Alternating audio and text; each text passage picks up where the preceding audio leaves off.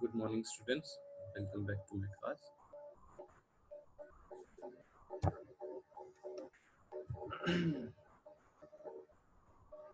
Today we will study about air refrigeration system. This is your fourth chapter.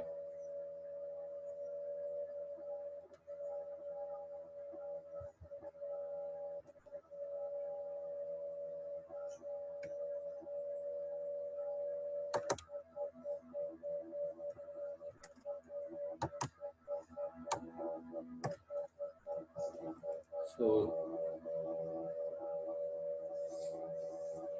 as its name is telling that for refrigeration we are using air. In older days, the air was used as a refrigerating medium. तो इसमें पुराने time में भी हम air का इस्तेमाल करते थे। तो इसकी खासियत क्या है? सबसे पहला ये इसकी प्रॉपर्टीज जो है बिल्कुल सेफ है,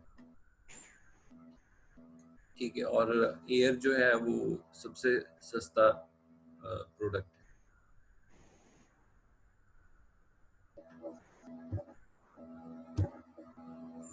and the next one is availability, it is easily available. तो ये इसकी जो खासियत है, इसी की वजह से इसे इस्तेमाल किया जाता है कूलिंग के लिए। इसके अलावा भी इसकी बहुत सी प्रॉपर्टीज हैं, जैसे ये नॉन टॉक्सिक है, नॉन फ्लेमेबल है। आपने पढ़ा ही था कि टाइप्स ऑफ रेफ्रिजरेंट जो है ये selection of an ideal refrigerant किस तरह से की जाती है। तो उसमें ये सारी प्रॉपर्टीज बहुत ज़रूरी होती हैं कि उसकी नॉन टॉक्सिक होना चाहिए, चीप होना चाहिए, अवेलेबिलिटी अच्छी होनी चाहिए, नॉन फ्लेमेबल होना चाहिए, नॉन कोरोसिव एक्सेट्रा एक्सेट्रा। तो ये सारी प्रॉपर्टीज हैं। उसी के साथ बस इसका एक बहुत बड़ा ड्रॉबैक ये है कि इसकी कोएफिशिएंट ऑफ परफॉर्मेंस जो है that is very low as compare to vapour compression cycle. तो वेपर कंप्रेशन साइकिल की जो सीओपी है वो ज़्यादा है और इसकी कम है। तो इस वजह से ये यूज़ नहीं किया जाता जनरली। बट जो एयरक्राफ्ट्स हैं, आप एयरक्राफ्ट में जो कूलिंग होती है उसमें जो है आपका एयर रेफ्रिजरेशन सिस्टम का इस्तेमाल किया जाता है। कारण क्या है? क्योंकि एक तो अगर इसकी बाई चांस लीकेज हो जाए तो ये हार्मफुल नहीं होगा। और दूसरा ये सबसे बड़ी यही है कि इट इज़ नॉन टॉक्सिक। तो ये है। और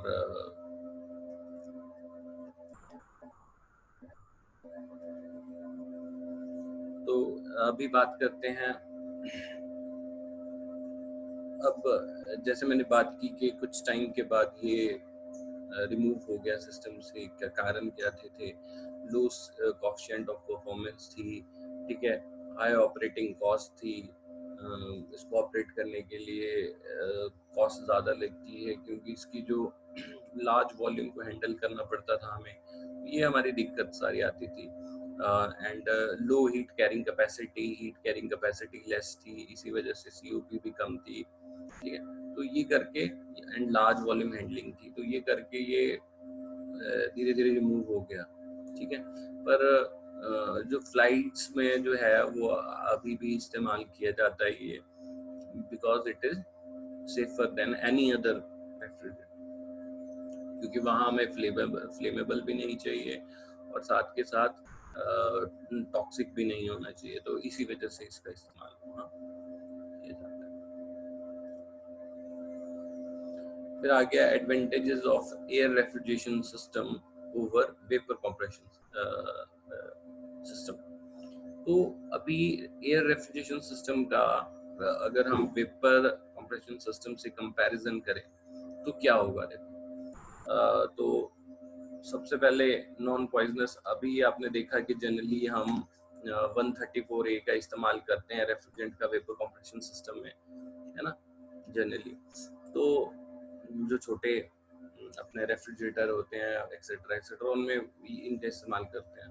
तो इनकी प्रॉपर्टीज से अगर कंपेयर किया जाए एयर को, तो इट इज नॉन पॉइजनस, ठीक है, नॉन टॉक्सिक या नॉन पॉइजनस कुछ भी बोल सकते हो आप, वो है, हार्मलेस है और हाई अवेलेबल है, कहीं भी मिल जाएगी आपको, ठीक है। सेपरेट मैकेनिकल और electrical power is required to operate the system, ठीक है।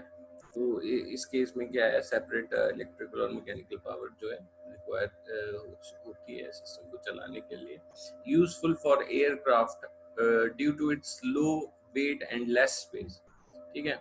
इसका इसका लाइट वेट होता है और जो स्पेस है वो भी ये कम घेरता है, तो इसीलिए हम एयरक्राफ्ट में इसका इस्तेमाल करते हैं। It can also be use for liquefying the gas, ठीक है। तो इसका इस्तेमाल हम गैस को लिक्विफाई करने के लिए भी करते हैं। तो ये एडवांटेजेस थे as as compare to vapour compression system के। अब आ गया disadvantages of air refrigeration system over vapour compression system.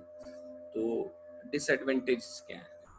तो पहले तो ये बोलते हैं लो है सीओपी, एयर की सीओपी लो है और वेपर कंप्रेशन सिस्टम की सीओपी हाई है। इसका हाई ऑपरेटिंग कॉस्ट है, यदि इसको ऑपरेट करना हो एयर रेफ्रिजरेशन सिस्टम को तो उस पर ज़्यादा पैसा लगेगा as compare to vapour compression system, ये सस्ता होता है, ठीक है। Large volume of air to be handled, इस केस में बहुत ज़्यादा वॉल्यूम जो है एयर का हैंडल करना पड़ता है, बट वेपर कंप्रेशन सिस्टम में कम वॉल्यूम हैंडल करना पड़ता है। Low heat carrying capacity, air refrigerating system की हीट कैरिंग कैपेसिटी जो है कम है, या जिसको हम बात करते हैं, अगर प्रॉपर्टीज में हमने बात की कि रेफ्रिजरेंट की कंडक्टिविटी शुड बी हाई, तो इसकी थोड़ी कम है, ठीक है, as compare to vapour compression system.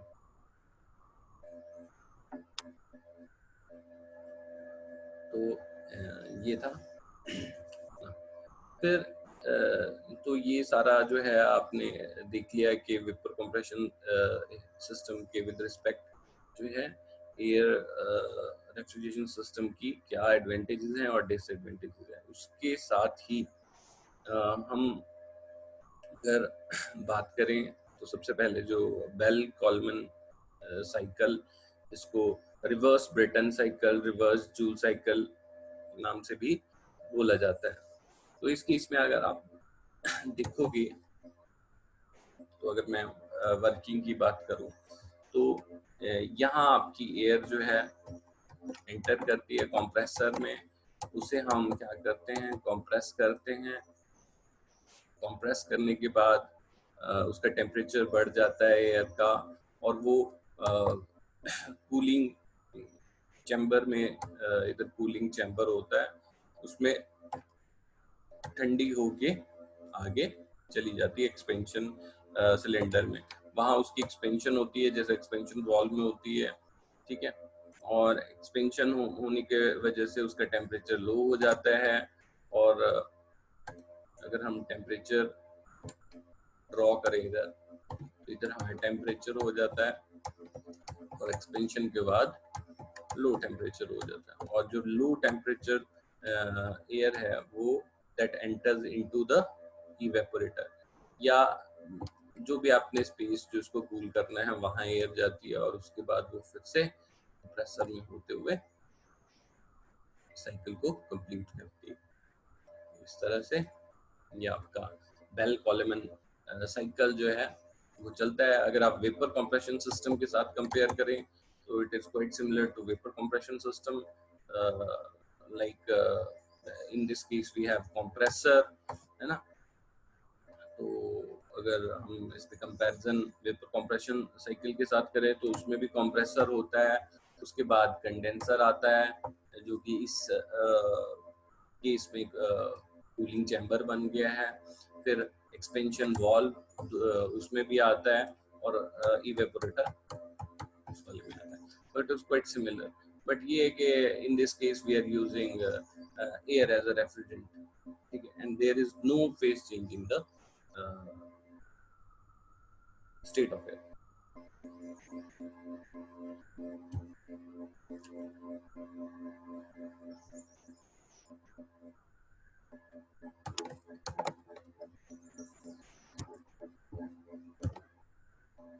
Next तो नेक्स्ट जो अपना आता है बेल कॉलमैन साइकिल। तो बेल कॉलमैन साइकिल में क्या होता है, अभी अगर मैं आपको प्रोसेस में इसमें दोनों बताए हुए हैं, temperature entropy diagram, pressure entropy diagram. तो यहाँ से स्टार्ट करते हैं। तो सबसे पहले इस तरह से मैं आपको बना देता हूँ जो सिस्टम है। ये आपका कंप्रेसर हो गया, कंप्रेसर के बाद कूलिंग चैम्बर आता है, ठीक है। कूलिंग चैम्बर के बाद जो है compressor, cooling chamber, expansion valve, ठीक है। ये एक्सपेंशन वाल्व आ गया आपका, और उसके बाद जो है आपका इवेपोरेटर आ जाता है, ठीक है। तो इस तरह से तो अभी हम बोलते हैं कि कंप्रेशन जो है 1 से 2 हो रहा है, 2 to 3 जो है वो कूलिंग चैम्बर में जा रहा है, 3 to 4 जो है वो एक्सपेंशन वाल्व में है, और 4 से 1 जो है इवेपोरेटर में। उसी को हमने ड्रॉ किया हुआ है in terms of temperature entropy diagram and pressure entropy diagram.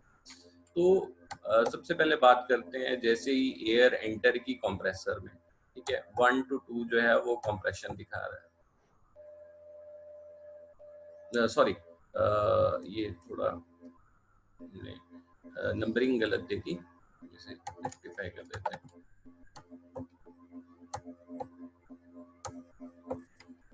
इस तरह से नंबरिंग दे देते हैं। आपका एक्सपेंशन वाल्व से यहाँ से स्टार्ट 1 2 3 एंड 4, इस तरह से इसकी नंबरिंग है। तो 1 से इन्होंने स्टार्ट किया कि जैसे एक्सपेंशन वाल्व में एंटर हुआ, तो एक्सपेंशन वाल्व में ये आपका एक्सपेंशन वाल्व है, देख रहे हो। एक्सपेंशन वाल्व में जैसे ही एंटर हुआ आपका एयर, तो उसका टेम्परेचर T4 था, बट जैसे ही एक्सपेंशन हुई टेम्परेचर ड्रास्टिकली गिरा, और एक्सपेंशन जो हुई वो आइसेंट्रोपिक एक्सपेंशन थी। किस तरह की थी? आइसेंट्रोपिक। इसीलिए उसकी एनोट्रोपी जो है वो चेंज नहीं हुई। इसमें टेम्परेचर एंट्रोपी डायग्राम में आप देख रहे हो कि 1 पे भी उतनी है उसकी वैल्यू, और 2 पे भी उतनी है। इसीलिए आइसेंट्रोपिक जो है इसकी एक्सपेंशन हुई, और टेम्परेचर जो है T4 से T2 फॉल कर गया। उसके बाद क्या हुआ? उसके बाद वो 2 से 3 किस में गया? वो अपने अपना इसको इवेपोरेटर जो है बोलेंगे, ठीक है, इवेपोरेटर में गया। तो इवेपोरेटर में जब वो जाएगा तो क्या करता है? इवेपोरेटर में क्या होता है, अभी जो आपने स्पेस कूल करनी होती है, suppose we want to do this sample, तो क्या होगा? तो ये इसकी हीट जो है ये एब्जॉर्ब कर लेगा, ठीक है। हीट एब्जॉर्ब करेगा तो क्या होगा? Temperature will rise. इसी वजह से ये टेम्परेचर T2 से T3 पहुंच गया, बट कांस्टेंट प्रेशर पे था। ये जो भी हुआ that was at constant pressure, ठीक है। तो हीट एक्सट्रैक्शन जो है कांस्टेंट प्रेशर पे हुई। तो इसी फिर उसके बाद जो है फिर हम 3 से 4 जो है जो आपका रेफ्रिजरेंट था, जो एयर थी, वो 3 to 4 जो है वो इसमें चले गई कंप्रेसर में। कंप्रेसर में जब एंटर किया रेफ्रिजरेंट एयर, तो उसके प्रेशर T3 था, बट जैसे उसकी कंप्रेशन हो गई तो उसका T4 जो है टेम्परेचर जो है वो इस पॉइंट तक पहुंच गया, ठीक है। तो T4 पहुंच गया, तो उसका टेम्परेचर भी पहुंच गया। और अगर आप देखो तो ये एक आइसेंट्रोपिक जो है कंप्रेशन थी, मतलब ऐसी कंप्रेशर जिसमें एंट्रोपी जो है कांस्टेंट रहे, ठीक है।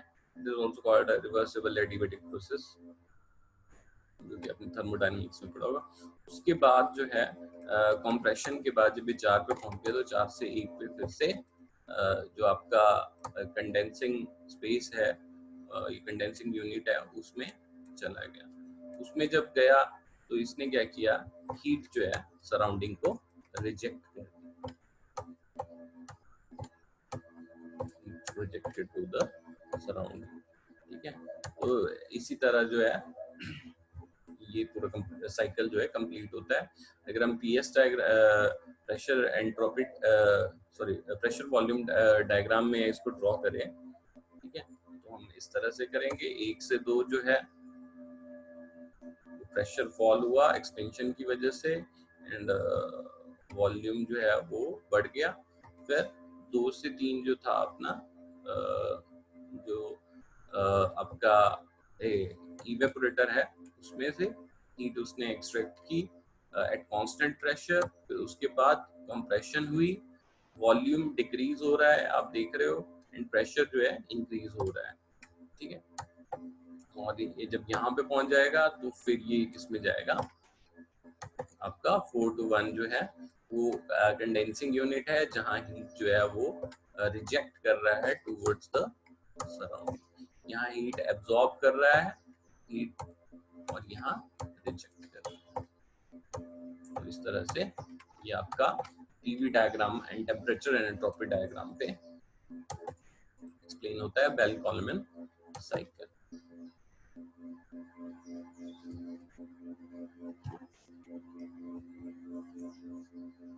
नेक्स्ट जो आता आपका that is COP of Bell Coleman cycle.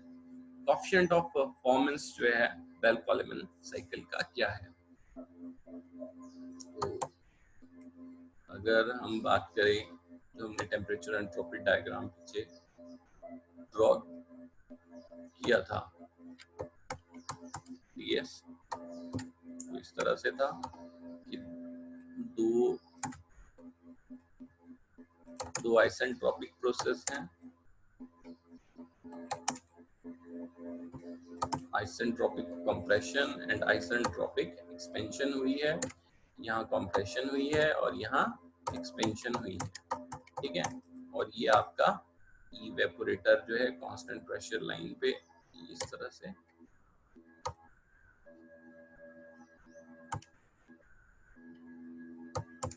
ये 1 पॉइंट है, ये 2 है, ये 3 है, और ये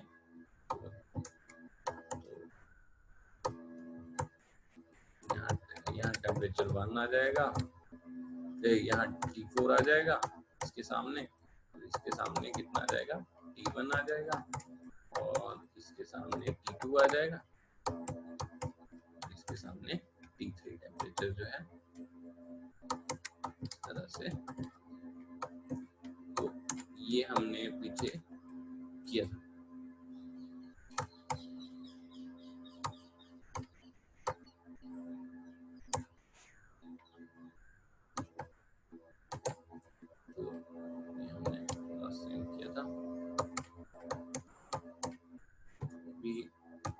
बात करते हैं, देखो हमने पहले भी पढ़ा हुआ है कि सीओपी क्या होती है। जो सीओपी होती है वो क्या होता है, refrigerating effect upon work done, that is refrigerating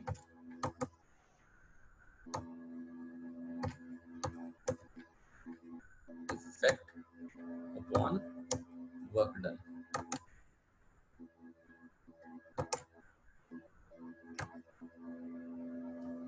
ठीक है, तो अभी इस केस में अगर देखा जाए तो रेफ्रिजरेटिंग इफेक्ट जो है वो कहाँ हो रहा है, जो हीट जो है ये इधर इस केस में इवेपोरेटर में ये ले जा रहा है ना, यह हीट एब्जॉर्ब जो है इसने की है। ठीक है, और यहाँ जो है इसने हीट रिजेक्ट की है, इसको हम QR से बोलेंगे। ठीक है, तो अभी पहले तो इसकी बात करते हैं, हीट एब्जॉर्ब जो है Q एब्जॉर्ब कितनी हुई। हीट एब्जॉर्ब की बात करें तो इतने 2 to 3 में हुई, जो प्रोसेस जो था 2 to 3 से हुई, तो उसे अगर mcp इंटू, आपने पता होगा q is equal to mcp into delta T एक फॉर्मूला होता है, उसके अकॉर्डिंगली जितनी हीट जो इसने ले गया उसे उसे हम डिनोट करते हैं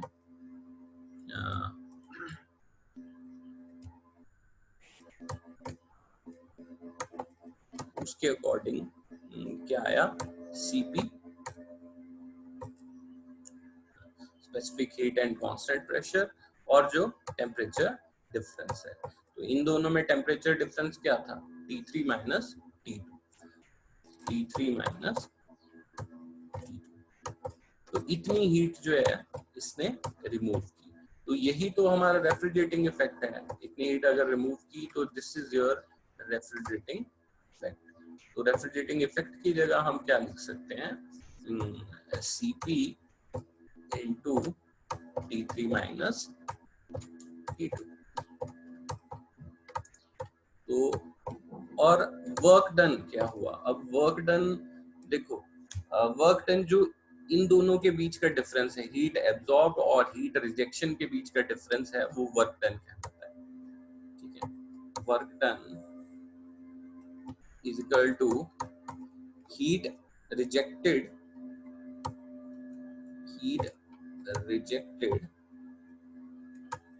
माइनस हीट एब्जॉर्ब, इन दोनों के बीच का जो डिफरेंस था वो वर्क डन कहलाता है, work done by the compressor. तो आपको पता होना चाहिए कि हीट एब्जॉर्ब का तो हमने निकाल दिया कि ये फॉर्मूला है, उसी तरह हीट रिजेक्टेड का भी फॉर्मूला है। हीट रिजेक्टेड, कितनी हीट रिजेक्ट हुई, आप देखोगे कि हीट कहाँ रिजेक्ट हो रही है, यहाँ हो रही है, कांस्टेंट प्रेशर पे हो रही है, तो specific heat at constant pressure into जितना टेम्परेचर डिफरेंस उसमें था, that is T4 minus T1, T4 minus T1, ठीक है। तो ये हम जो है वर्क, इनकी वैल्यू जब हम वर्क डन में डालेंगे, ठीक है, इन दोनों की वैल्यू यहाँ डालेंगे तो हमारे पास वर्क डन आ जाएगा, तो वो हम इसके नीचे लिख सकते हैं। तो यहाँ अगर देखोगे आप COP क्या हुआ, रेफ्रिजरेटिंग इफेक्ट जो कि हमने निकाला, रेफ्रिजरेटिंग इफेक्ट क्या हुआ, जो हीट यहाँ से हमने एब्जॉर्ब की, हीट एब्जॉर्ब का आ गया divided by work done. Work done क्या है, that is difference between the heat rejected and the heat absorb. तो हीट रिजेक्टेड का ये है T4 माइनस T1, ये लिख दिया हमने, और हीट एब्जॉर्ब का ये वो लिख दिया हमने T3 माइनस T2। तो इस तरह से Cp जब हमने कॉमन लेंगे तो ये कट जाएंगे और सिर्फ हमारे पास ये बचेगा। इस तरह से हमने COP जो है इसका निकाल लिया। तो आई थिंक आज के लिए ये काफी है। Thank you very much.